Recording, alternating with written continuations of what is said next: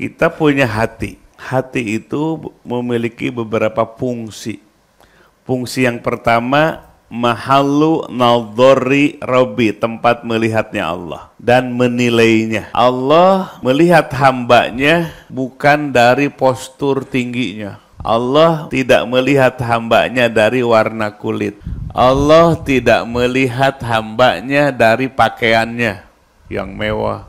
Allah tidak melihat hamba dari jabatannya. Allah tidak melihat hambanya dari rumahnya yang mewah, mobilnya yang mewah, tidak. Tapi Allah melihat hatinya, baik apa buruk. Sebab semua tindakan kita, panca indera kita tergantung hati. Kalau hati kita baik nih, kita lagi baik, ucapannya pun baik.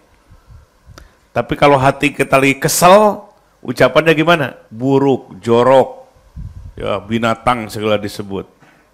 Kenapa? Hatinya lagi buruk. Hati buruk membuat panca indera kita jadi buruk. Hati yang baik, panca indera pun jadi. Maka Allah melihat hambanya, menilai hambanya hanya dari apanya? Hatinya. Satu itu fungsi hati itu. Yang kedua, fungsi hati adalah tempat terbitnya cahaya Allah. Bagaimana caranya supaya hati kita menjadi tempat terbitnya cahaya Allah?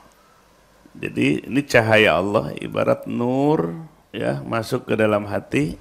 Cahaya Allah yang datang ke dalam hati, kemudian hati itu jadi tempat terbitnya cahaya, ya, memancar hatinya. Supaya hati kita jadi tempat terbitnya cahaya Allah. Nah, ilmunya ini disebut ilmu israqiyah. Bagaimana supaya mendapatkan ilmu israqiyah? Salah satunya khidmah. Khidmah kepada mursyid. Melayani mursyid, membantu mursyidnya. Itu salah satu untuk mendapatkan cahaya. Kedua, dengan memperbanyak puasa. Puasa-puasa sunat, ya, supaya dapat ilmu israqiyah.